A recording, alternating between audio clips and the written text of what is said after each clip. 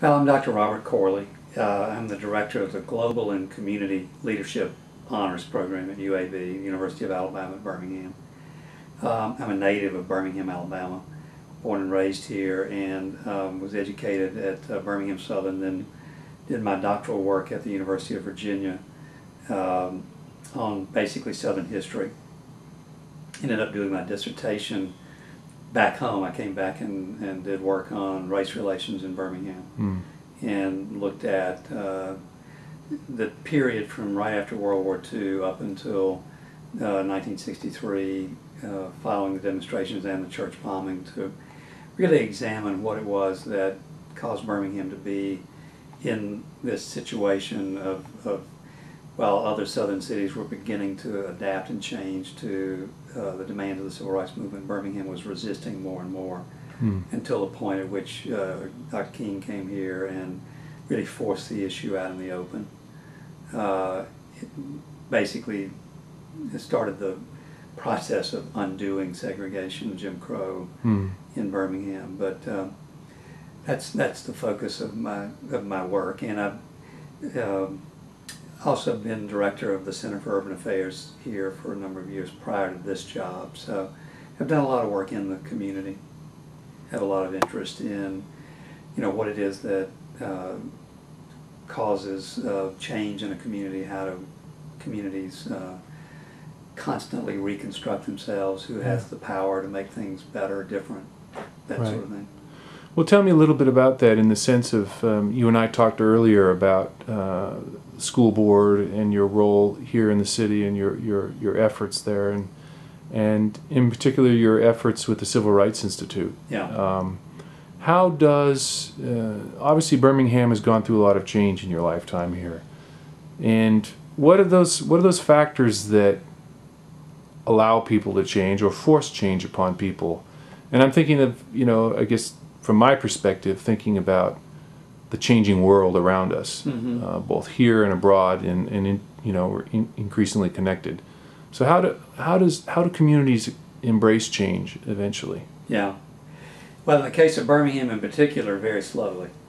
I mean, I think what you found here was a city that was dominated particularly by a particular industry that was steel, and it was working really well for a few very powerful people who in many respects wanted to maintain that status quo and did not want to see change come.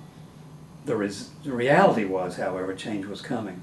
It had already been coming for some time, but through a variety of means in terms of being able to, what they were able to do is really to control all the institutions in Birmingham, economic institutions, governmental and judicial institutions, political institutions, a lot of the social institutions, where their idea was if they could sort of maintain their control of these, not allow them to change, at least not change very rapidly, then that was all to the good. They would maintain their power, and Birmingham would continue to prosper. The reality was very different from that. We know now, looking back on it, that the steel industry was changing, the nature of the markets for steel were changing, competition from abroad was beginning to reemerge after the war in Germany and Japan and other places where steel was going to be made more cheaply. So they didn't adapt in a way. In a sense, they really didn't.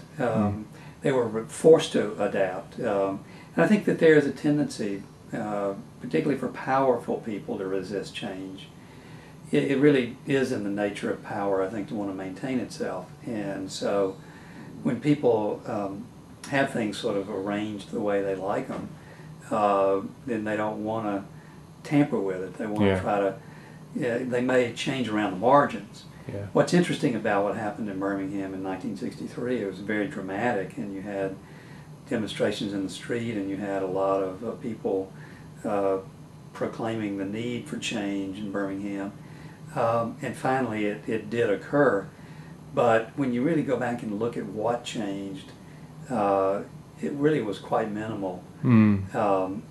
what really ultimately would bring about change in Birmingham, as it would bring about change in the rest of the country, was that Birmingham served as a catalyst for national change as it related to the Civil Rights Act that was introduced by President Kennedy shortly after Birmingham, to really, fundamentally go after societal inequities, the very serious barriers that had been erected between blacks and whites in this culture, in this society.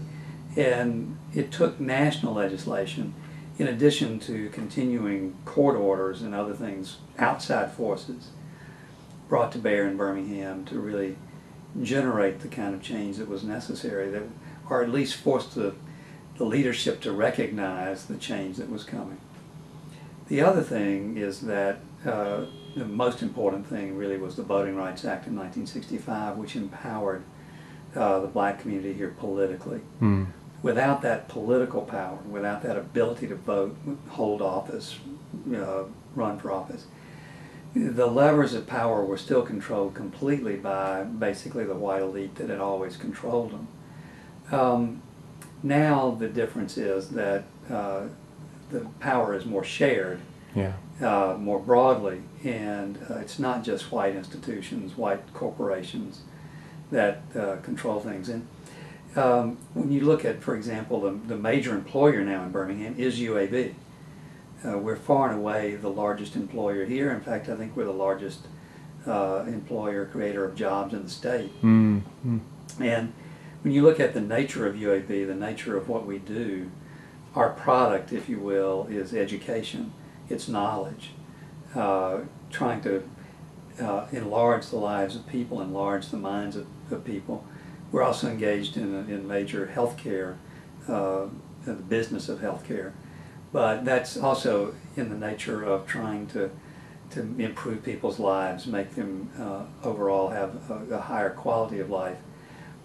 All of that takes an enormous amount of brain power and skills, and not all of those were available right here in Birmingham. Mm. Whereas when you have the steel industry as the major industry, the workers were here. They didn't have to have a particular high level of knowledge.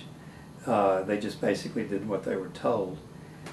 In the new Birmingham, the one that's dominated now by UAB, people have to really be quite skilled, and they had to bring in talent from all over the country mm-hmm. first, and then all over the world. So you go around this campus now, and you're going to see not only teachers and administrators from everywhere in the world, but you're going to see students from everywhere in the world. So what UAB has done for Birmingham is to really open Birmingham up to the world, so that we're no longer this kind of closed city, this kind of provincial place where a small group can kind of control things. We now are really a global city in a way that was never true before, and UAB has been the catalyst for that.